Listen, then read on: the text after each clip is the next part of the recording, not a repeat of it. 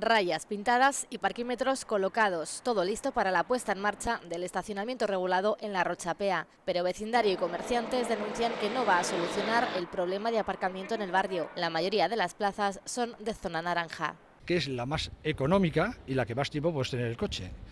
Entonces, sobre todo fuera del horario, estamos seguros que no nos va a solucionar el problema de aparcamiento que tienen los vecinos. Los comerciantes piden también que haya zona roja. Y ahí tenemos opción los comerciantes de poder conseguir una moneda para poder ofrecer o obsequiar a nuestros clientes. Y el vecindario pide plazas para residentes. Una calle de la zona de Corralillos, de Rochapea Vieja, travesía las Huertas, creo que me han pasado, tiene en esa calle hay 64 vecinos en Portales y hay 21 plazas para poder aparcar en la calle. Denuncian además el mal estado del parking de Corralillos y este del Paseo Anelier, que ahora pasarán también a ser de pago.